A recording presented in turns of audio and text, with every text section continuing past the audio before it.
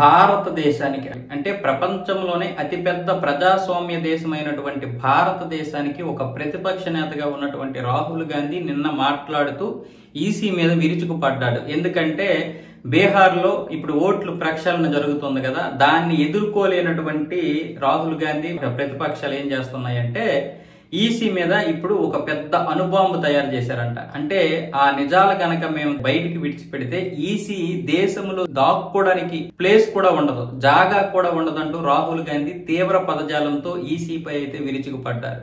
EC ఇప్పటి నుంచి కాదు, 2023 నుంచే భాజపా కోసం పనిచేస్తుంది, అక్కడ ఓట్లు చోరీ చేస్తుంది.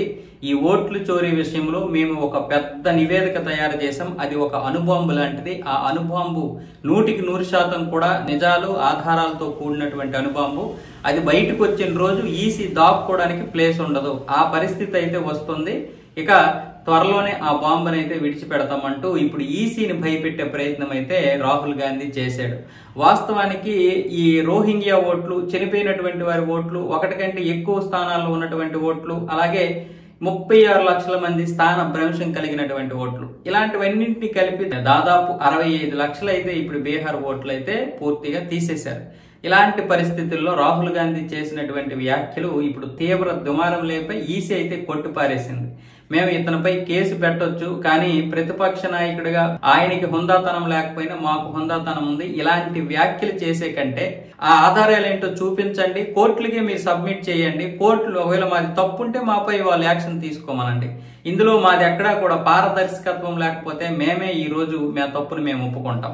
మొత్తం బీహార్ లోనే 12 పార్టీలు ఉన్నాయి, ఆ పార్టీలో మీ పార్టీ కూడా ఉంది. అన్ని విషయాలు కూడా మీకు చెప్పాం, మీకు చెప్పే చేశాం, మీరు మొదట ఒప్పుకున్నారు. ఇప్పుడేమొచ్చేసి మీరు సుప్రీం కోర్టు దగ్గర ఏమొచ్చేసి రివర్స్ అయిపోయారంటూ ఈసీ కూడా ప్రతిపక్షాలకి, కాంగ్రెస్ కి, రాహుల్ గాంధీకి గట్టిగా అయితే వాయించేశాయి.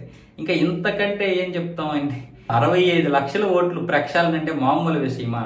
పశ్చిమ బెంగాల్ విధానమే తీసుకురావాలనుకున్నారు. పశ్చిమ బెంగాల్ మమతా బెనర్జీ ఎలా గెలుస్తోందో, జార్ఖండ్ ముక్తి మోర్చా ఏ విధంగా గెలిచిందో, వీళ్ళందరూ కూడా రోహింగ్యా ఓట్లతో గెలిచారు కదా, ఆ విధానం మాత్రం అందరికీ తెలిసింది ఇప్పుడు. అందుకే ఇప్పుడు తమిళనాడు ముఖ్యమంత్రి స్టాలిన్ కూడా రోహింగ్యా ఓట్లను పెంచుకోవడానికి చాలా వరకు ప్రయత్నాలు చేశాడు. అక్కడ కూడా దాదాపు 3,60,000 ఓట్లు కొత్తగా ఏర్పడ్డాయి. రోహింగ్యాలు వచ్చేస్తున్నారు ఎక్కువ.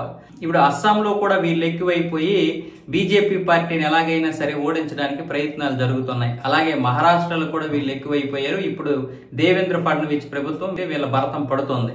మరొక వైపు ఏమొచ్చేసి ఉత్తరప్రదేశ్ లో యోగి ఆదిత్యనాథ్ వీళ్ళ భరతం పడుతున్నాడు. మొత్తం 12 రాష్ట్రాల్లో రోహింగ్యాలు ఎక్కువైపోయారని ఇప్పటికే సుప్రీంకోర్టులో చాలా పిటిషన్లు దాఖలయ్యాయి.